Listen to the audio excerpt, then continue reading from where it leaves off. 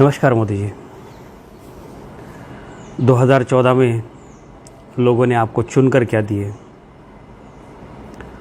उसके बाद आपने जनता से रिश्ता ही तोड़ दिया, संसद से भी रिश्ता तोड़ दिया। बस जब कभी आपका मन करे तब आकर आप मन की बात करके चले जाते हो। वैसे आपको इस देश के लोगों की ज़रूरत है भी नहीं। Ambani, Adani, election commissioner, supreme court के जज, आरबीआई के गवर्नर, ऐसे कुछ चंद लोगों के साथ संबंध रखने से ही आप बार बार सत्ता पा सकते हो। ये देश ने देखा है और आपको भी पता है। खैर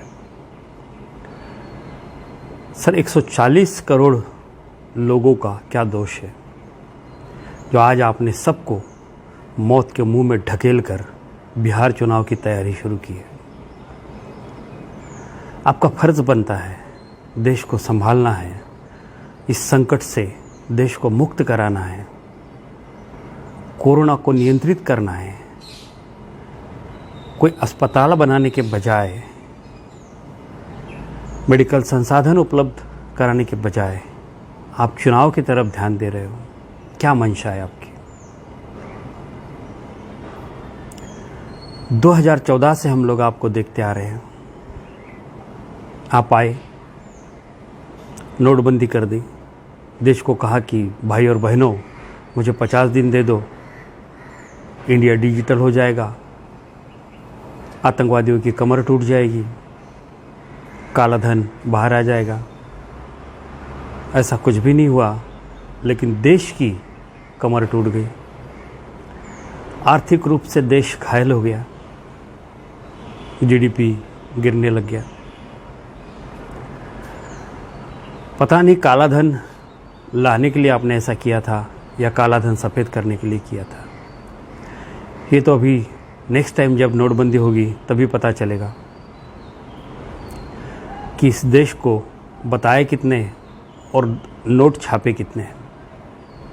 या एक ही सीरीज़ के 2-2 बार 3-3 बार नोट छापे गए, वो तो बाद में ही पता चलेगा। उसके बाद आप आए, आपने जीएसटी शुरू कर दी।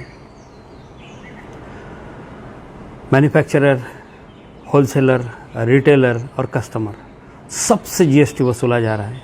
यहाँ तक कि 4 पैसे अगर बचते हैं तो बैंक में जाने के बाद वहाँ भी जीएसटी लिया जाता है। किस तरह का जीएसटी है? लोगों को लूटने का। कोई नहीं बचा है। सारे लोगों के पास जितने पैसे थे वो केंद्र सरकार के पास आ चुके हैं और केंद्र सरकार ने उसको गोल मटोल करके सब स्विट्ज़रलैंड पहुंचा दिए। बचा क्या है सर देश में? व्यापार उद्योग ख़त्म हो चुका है, जीडीपी गिर चुका है, व्यापारी के पास पैसा है ना कस्टमर के पास पैसा है। उसके बाद अब ये कोरोना का संकट आया। कोरोना आपने भर भर के देश में लाया, उनकी देखभाल न करते हुए उनको घरों में अपने घरों पे भेज दिया। उसके बाद अभी जो देश में बेतहाशा कोरोना फैला है, लाखों की तादाद में पेशेंट है। सच आंकड़े तो देश को भी पता नहीं। ऐसे में आप चुनाव की तैयारी कर रहे हो। क्या योग्यता है आपकी? देश जान चुका है कि अनपढ़ गवारों को वोट देने के बाद देश का क्या होने वाला है। वही होने वाला है जो आज हो रहा है। सर, देश बहुत संकट में है। काफ़ी कुछ हो गया, कमा लिया, हो गया आपका सारा जितना इंटेंशन था। अभी तो देश को बख्श दीजिए, रिज़ाइन कर दीजिए। ये देश की जनता चाहती है, आप रिज़ाइन कर दीजिए। आपको इस देश के प्रधानमंत्री पद पर बने रहने का कोई हक नहीं है। 2014 से लेकर आज तक कोई भी काम आपने जनता के हित का नहीं किया है, देश के विकास नहीं किया है। बस झूठ पर झूठ बोला है, लोगों को गुमराह किया है। सारा देश आज आपने दबोच लिया है। सारे देश की जो लोकतांत्रिक संस्थाएं थी, उन संस्थाओं को अपने कब्जे में ले लिया है। लोग घुट घुट के मर रहे हैं, जैसे कोई मरीज का ऑक्सीजन का मास्क निकाल लो या कोई मछली को पानी के बाहर निकाल के फेंक दो, वैसे इस देश के, भारत देश के नागरिक तड़प रहे हैं।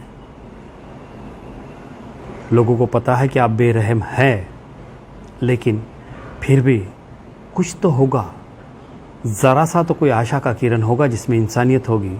तो इस देश को बख्श दो, इस देशवासियों को बख्श दो। बहुत तंग आ चुके लोग आपसे, आपकी सरकार से। किसी को कुछ नहीं मिल रहा है, कोई सुख में नहीं है, आनंद में नहीं है, कोई फ्रीडम महसूस नहीं कर रहा है। सब लोग बंदीवान बनकर इस देश में जी रहे हैं। क्या चाहते हो और इस देश से?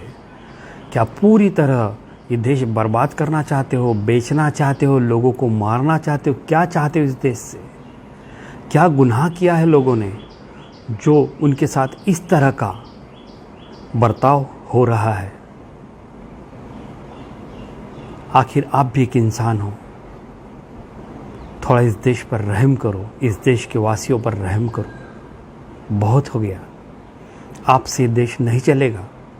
आपको देश चलाना ही नहीं है, आपको देश लूटना था, आप लूट रहे हो, लेकिन साथ साथ लोग मर रहे हैं, कोरोना से मर रहे हैं, बेरोज़गार होने की वजह से सुसाइड कर रहे हैं, किसान सुसाइड कर रहे हैं। सारा देश, सारी देश की सिस्टम आपने बिगाड़ दी।